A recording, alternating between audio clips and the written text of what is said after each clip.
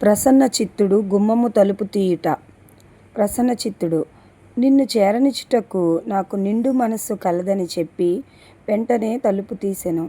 క్రైస్తవుడు లోపలికి మెల్లగా ప్రవేశించుచుండగా ప్రసన్నచిత్తుడు వెంటనే అతనిని లోపలికి లాగుకొనెను. ఎందుకని క్రైస్తవుడు అడిగినప్పుడు అతడు గుమ్మమునకు కొంచెము దూరముగా దృఢమైన ఒక కోట కట్టబడి ఉన్నది. దానికి బయల్జెబూలు అధిపతి. అక్కడి నుండి అతడును అతనితోనున్న వారును ఈ గుమ్మమునొద్దకు వచ్చువారు లోపలికి ప్రవేశించక మునిపే చావవలెనని వారి మీద అంబులను వేతురని పలికెను. అందుకు క్రైస్తవుడు నేను సంతోషించి వణుకుచున్నానని పలికెను. అతడు అట్లు ప్రవేశించిన తరువాత ద్వారపాలకుడు నిన్ను ఇక్కడికి ఎవరు పంపెనని అడిగెను. క్రైస్తవుడు ఇక్కడికి వచ్చి ఇట్లు తలుపు కొట్టుమని సువార్తికుడు నాకు సెలవిచ్చెను. మరియు అయ్యా నేనేమి చేయవలెనో అది నీవు నాకు తెలియజేసెదవని ఆయన చెప్పెననెను. ప్రసన్నచిత్తుడు నీ ఎదుట తీయబడిన ద్వారము కనబడుచున్నది, ఎవడునూ దాని వేయలేడు. క్రైస్తవుడు ఇప్పుడు నేను పడిన పాటుల వలన కలిగిన ఫలము అనుభవించుచున్నాను. ప్రసన్నచిత్తుడు అవును, కానీ నీవు ఎందుకు ఒంటరిగా వచ్చితివి? క్రైస్తవుడు నా ఉపద్రవము నాకు కనబడినట్లు నా పొరుగు వారిలో ఎవరికినీ కనబడలేదు గనుక వారు రాలేదు. ప్రసన్నచిత్తుడు నీవు ప్రయాణమై వచ్చుట వారిలో ఎవనికైనను తెలిసి ఉండలేదా? క్రైస్తవుడు తెలిసినది. నా భార్య నా పిల్లలు మొదట నన్ను చూచి వెనుతిరిగి రమ్మని నా వెనుక నుండి పిలిచిరి. నా పొరుగు వారిలో కొందరును నిలిచి తిరిగి రమ్ము అనిరి. అయితేనేమి నేను నా చెవులలో వేళ్ళు పెట్టుకొని నా త్రోవను పరిగెత్తి వచ్చి తిని. ప్రసన్నచిత్తుడు అయితే నీవు వెనుతిరిగి రమ్మని నీకు నచ్చజెప్పి ఒప్పించుటకు ఎవరూ నిన్ను వెంబడించలేదా? క్రైస్తవుడు అవును, మొండియు మెత్తనివాడును ఇద్దరూ నన్ను వెంబడించిరి. అయితే నన్ను లోపర్చుకొనుట తమ వలన కాకపోవుట చూచినప్పుడు మొండి నన్ను దూషించి తన ఇంటికి తిరిగి వెళ్ళెను. మెత్తనివాడు నాతో కూడా కొంత దూరము వచ్చెను. ప్రసన్నచిత్తుడు అయితే అతడు ఎందుచేత ఇక్కడి వరకు రాలేదు? క్రైస్తవుడు మేమిద్దరము కొందను బురదగుంట యొద్దకు చేరు వరకు కలిసి వచ్చితిమి. అందులో మేమిద్దరము అకస్మాత్తుగా పడితిమి. అప్పుడు నా పొరుగువాడైన మెత్తనివాడు అధైర్యపడి ఇంక నాతో వచ్చుటకు తెగింపక తన ఇంటి వైపునున్న ఒడ్డుకు చేరి ఆ దివ్యదేశమును నీవే ఒంటరిగా స్వాధీనపరచుకొనవచ్చును, అది నాకు అక్కరలేదని నాతో పలికి తన త్రోవను తాను మొండివాని వెనుక వెళ్ళెను. నా త్రోవను నేను ఈ గుమ్మమునకు వచ్చి తిని. ప్రసన్నచిత్తుడు అయ్యయ్యో దౌర్భాగ్యుడు, దివ్యమైన పరమమహిమ వాని దృష్టికి అంత స్వల్పమైనదా? దాని పొందవేళ్ళు త్రోవలో కొన్ని కష్టములకు ఓర్చుకొన తగినది కాదని అనుకొనెనా? క్రైస్తవుడు నిజముగా జరిగినట్లే నేను మెత్తనివాని గూర్చి చెప్పి తిని. నన్ను గూర్చి కూడా నేను మొత్తము వాస్తవము చెప్పితే యోగ్యత విషయంలో వానికి నాకు తారతమ్యం ఏమీ లేదని కనబడును. వాడు తన ఇంటికి వెనుతిరిగి వెళ్ళెను. అది నిజమే, కానీ నేనైతే లోకజ్ఞాని చెప్పిన విషయాసక్తి సంబంధమైన దృష్టాంతముల వలన ప్రేరేపింపబడి మరణ మార్గమునకు వెళ్ళుటకు నా త్రోవను విడిచి తొలగిపోతిని. ప్రసన్నచిత్తుడు ఓహో, అతడు నీకు ఎదురుపడెనా? ఏమి కర్మకాండుని వలన నెమ్మది పొందవచ్చునని నీకు బోధించెను కాబోలును. వారిద్దరూ కేవలము మాయగాళ్ళు. అయితే నీవు వారి బోధను అనుసరించితివా? క్రైస్తవుడు నేను కొంత మట్టుకు తెగించి ఆ కర్మకాండుని వెదుకుటకు వాడు చెప్పిన త్రోవను వెళ్ళితిని. కానీ వాని ఇంటి యొద్ద నుండిన కొండ నా తల మీద పడునేమోనని నాకు తోచినందున అక్కడ బలవంతముగా నేను నిలిచిపోతిని. ప్రసన్నచిత్తుడు ఆ కొండ చాలామంది మనుష్యులకు చావు కలుగజేసెను, అది మరి ఎక్కువ మందికి చావు కలుగజేయును. నీవు దాని వలన నలుగగొట్టబడకుండా దాని నుండి తప్పించుకొనుట మంచిది. క్రైస్తవుడు అది మంచిది కదా. నేను మిక్కిలి విచారపడి ఆలోచించుచుండగా సువార్తికుడు తిరిగి నాకు ఎదురు పడని ఎడల నేను ఏమగుదునో నాకు తెలియదు. అయితే దేవుని కరుణా కటాక్షము వలననే ఆయన తిరిగి నాకు ఎదురుపడెను, లేకుంటే నేను ఇక్కడికి రాకపోదును. ఈ కొండ వలన చావు పొందుటకే కాని ఇక్కడ నిలిచి నా ప్రభువుతో సంభాషించుటకు తగిన వాడను కాను. నేను ఏపాటి వాడినైతేనేమి ఇక్కడికి చేరియున్నాను. ఓహో, నేను ఈ గుమ్మము లోపలికి చేర్చబడుటకు నా మీద దయ ఎంతో ఉంచబడినది. ప్రసన్నచిత్తుడు. మనుష్యులు ఇక్కడికి రాకమునుపు ఏమి చేసి ఉన్నప్పటికీ వారిని అడ్డుకొనము. వారు ఎంత మాత్రమును త్రోసివేయబడరు. కాబట్టి మంచి క్రైస్తవుడా, నాతో కూడా కొంత దూరము రమ్ము.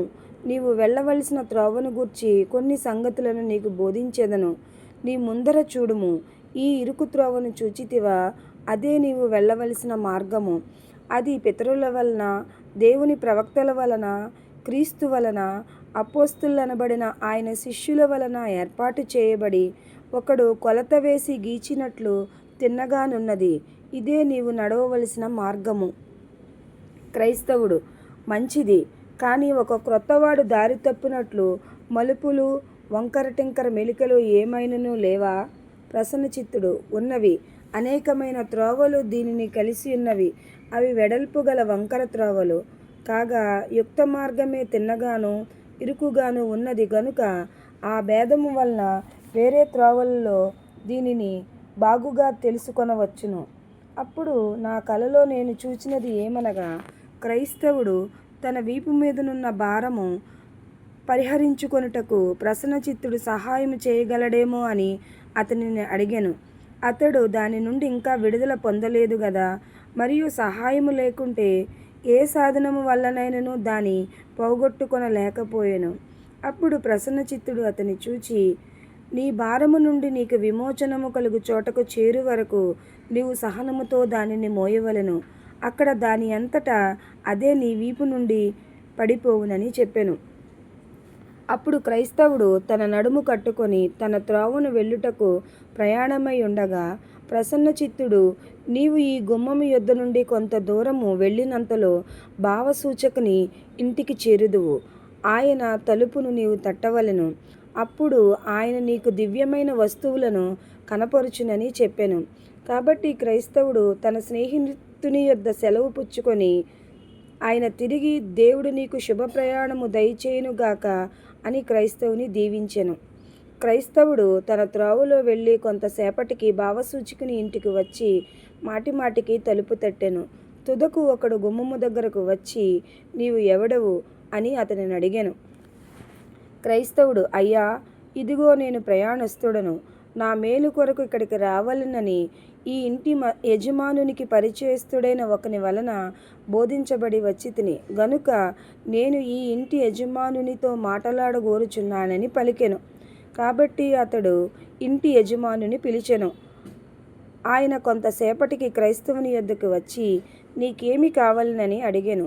అందుకు క్రైస్తవుడు, అయ్యా, నేను నాశనపట్నము నుండి సియోను కొండకు వెళ్ళుచున్నాను.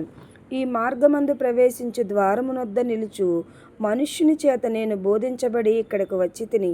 నా ప్రయాణములో నాకు సహాయము చేయు దివ్యమైన వస్తువులను నీవు నాకు కనుపరచగలవని అతడు చెప్పెను. భావసూచకుడు, లోపలికి రా, నీకు ఉపయోగమగు వాటిని నీకు కనుపరచదునని పలికి దీపము వెలిగించుమని తన పనివానితో చెప్పి నా వెంట రమ్మని క్రైస్తవునికి సెలవిచ్చి అంతఃపురములోనికి అతని తీసుకొని వెళ్ళి ఒక తలుపు తీయమని తన పనివానికి ఆజ్ఞాపించెను. అతడు అట్లు చేసినప్పుడు క్రైస్తవుడు గోడను వ్రేలాడి ఉన్న గొప్ప ప్రముఖ వ్యక్తి పటమును చూచెను. దాని రూపము ఎట్టిదనగా దాని కన్నులు ఆకాశము తట్టు ఎత్తబడెను. పరమ గ్రంథము వాని చేతిలో నుండెను. సత్య ప్రమాణము దాని పెదవుల మీద వ్రాయబడెను. లోకము వాని వెనుక నుండెను. అది మనుష్యులను బ్రతిమాలు కొనినట్లు నిలిచెను. దాని తలపైన సువర్ణ కిరీటం ఉండెను. అప్పుడు క్రైస్తవుడు, దీని భావమేమి అని అడిగాను. భావసూచకుడు, ఈ పటము ఎవనిదో వాడు 1000 మందిలో శ్రేష్ఠుడు. అతడు అపోస్తలుడైన పౌలు పలికిన మాటలను బట్టి క్రీస్తుయందు నీకు 10,000 ఉపదేశకులుండినను తండ్రులు అనేకులు లేరు. యేసుక్రీస్తుయందు మిమ్మును నేను సువార్త మూలముగా కంటిని. క్రీస్తు పోలిక మీ యందు కలుగు పర్యంతము మళ్ళీ నాకు ప్రసవ వేదనలు కలుగుచున్న నా పిల్లలారా అని పలుకవచ్చును. అతని కన్నులు ఆకాశం తట్టు ఎత్తబడుటయు, పరమగ్రంథం అతని చేతిలో ఉండుటయు, సత్య ప్రమాణము అతని పెదవుల మీద వ్రాయబడుటయు చూచితివి గదా. అది ఎందుకనగా మర్మమైన సంగతులు తెలిసికొని వెల్లడిపరుచుట అతని ఉద్యోగమని నీకు తెలియజేయుటకై ఉన్నది. అందుచేత ఇదిగో, అతడు మనుష్యులను బ్రతిమాలుకొనుచున్నట్లు నిలిచి ఉన్నాడు, మరియు లోకము అతని వీపు వెనుకకు పారవేయబడుటయు, కిరీటము అతని తలపైకి వేలాడుటయు చూచితివి గదా. అతడు తన యజమానుని సేవయందు తనకు కలిగిన ప్రీతి నిమిత్తము ప్రస్తుతమైన వాటిని తృణీకరించి ఉపేక్షించినందున దీని తరువాత వచ్చు లోకములో అతనికి మహిమ నిశ్చయముగా కలుగునని నీకు నేర్పు గుర్తై ఉన్నదని చెప్పెను. మరియు భావసూచకుడు క్రైస్తవుని చూచి, ఇదిగో, నేను ఈ పటమును నీకు మొదట చూపితిని. ఎందుకనగా ఈ పటము ఎవనిదో ఆ మనుష్యుడే నీవు వెళ్ళుచున్న దేశ ప్రభువు వల్ల నీకు త్రోవలో ఎదురుబడు ఇబ్బందులు గల స్థలములన్నిటి యందు నీకు దారి చూపుటకు అధికారము పొంది ఉన్నాడు. కాబట్టి నేను నీకు చూపిన దానిని జాగ్రత్తగా గ్రహించి బాగుగా జ్ఞాపకముంచుకొనుము. ఒకవేళ నీ ప్రయాణమందు కొందరు నీకు ఎదురుపడి మరణమునకు వెళ్ళు దిగువ త్రోవలో నడుచుచు యుక్త మార్గము నీకు చూపెదమని మోసగింతురేమో అని చెప్పాను. ఆ తరువాత ఆయన అతని చేయి పట్టుకొని విశాలమైన గదిలోనికి అతన్ని తీసుకొని వెళ్ళెను. అది ఎన్నడూ తుడవబడలేదు గనుక అది ధూళితో నిండి ఉండెను. తరువాత అతడు కొంతసేపు దాన్ని చూచిన తరువాత దాన్ని తుడుచుటకు భావసూచకుడు ఒక మనుష్యుని పిలిచెను. అతడు దాన్ని తుడవ మొదలుపెట్టినప్పుడు క్రైస్తవునికి ఊపిరాడినంతగా ధూళి విస్తారముగా ఎగురనారంభించెను. అప్పుడు భావసూచకుడు నీళ్లు తెచ్చి ఈ గదిలో చల్లుమని దగ్గర నిలిచిన ఒక పడుచు యువతితో చెప్పెను. ఆమె అట్లు చేసిన తరువాత గది శుభ్రము చేయబడెను.